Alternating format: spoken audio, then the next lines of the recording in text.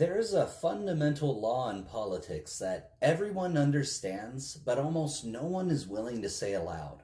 That those who write the rules do so to preserve their own power.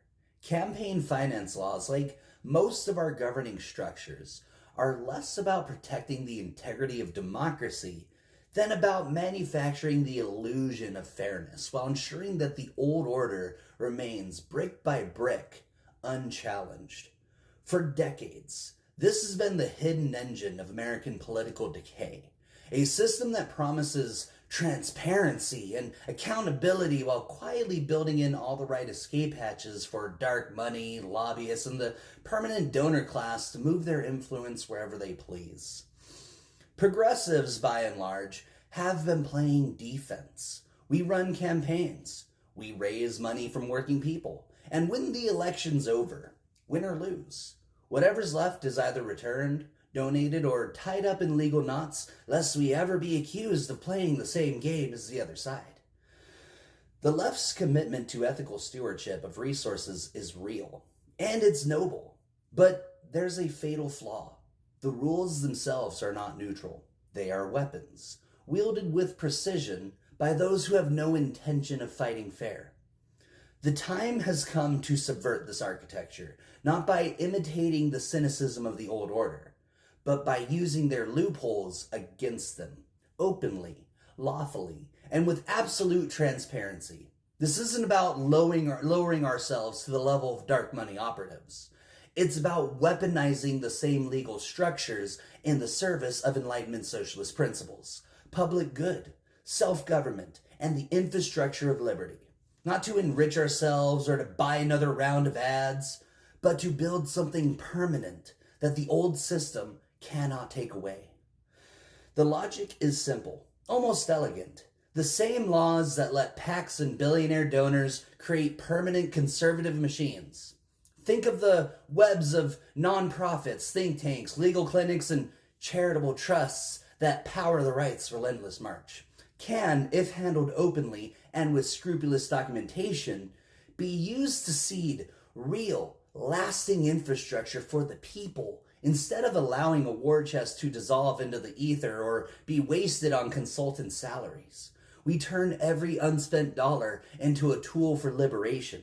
We fund community centers, housing clinics, organizing hubs, mutual aid, and legal support for tenant protections. We build institutions that outlast any single campaign, structures that serve as both shield and sword for the next round of candidates, from city council to Congress. Here's the part that should make every establishment donor and career politician nervous.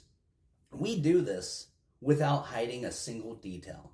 Every transaction, every transfer, every dollar spent is documented, explained, and broadcast to supporters and skeptics alike. Radical transparency isn't a buzzword. It's a living demonstration of how honest politics doesn't fear the light.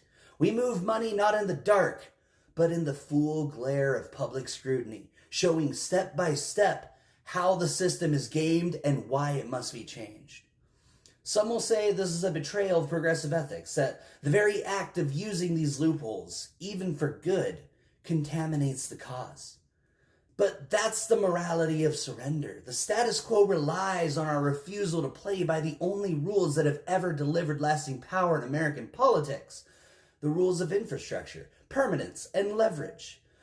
The old order fears nothing more than progressives who stop playing defense and start building in the open, on their terms, but for our purposes. What happens when we do this? We expose the system, not just as broken, but as actively rigged. And we do so in a way that is immediately useful to the people. Every time a dollar moves from a former candidate's account to a new community institution, it's both a tactical win and a public lesson in how the gears of American politics actually turn. We force the reform conversation not with empty outrage or symbolic protest, but with receipts, with real examples, with material gains that can't be erased by the next election cycle or wave of cynicism. The true Enlightenment socialist answer to the decay of our civic life isn't to wring our hands and beg for permission. It's to build the new world inside the shell of the old, faster than the old guard can tear it down. And when inevitably the rules are changed in response, we'll have already moved every possible resource to where it does the most good. Anchored in the community, untouchable by future reactionaries, and ready to serve as the launchpad for every race to come. This is not corruption. This is not a grift. This is the most honest thing we can do. Take the system at its word. Do it in public and show by action that real democracy is not about purity rituals or losing nobly. It is about building power that is accountable, visible, and enduring. It is about taking the machinery of oligarchy and repurposing it piece by piece for the public good. Progressive war chests post-election should never again be left to rot, dissolve, or be quietly siphoned away. They should be wielded as the engine of permanent infrastructure, as the visible proof that we can play the long game, build schools, clinics, legal defense, media, cultural festivals, whatever our movements need to endure. If we do this openly and unashamedly, we won't just be running better campaigns. We will be setting the foundation for the post-scarcity future. We will force the conversation on campaign finance reform, not with platitudes, but with practice. And every time someone asks where the real power is in American politics, we will be able to point with absolute clarity to the institutions, the buildings, the projects, and the lives that changed by every dollar we refuse to let go to waste. This is how we reclaim democracy. Not as a one-off, but as a perpetual project. This is how we win the long war. Not with another protest or plea, but by taking the field, moving the resources, and leaving something behind that no one can take away.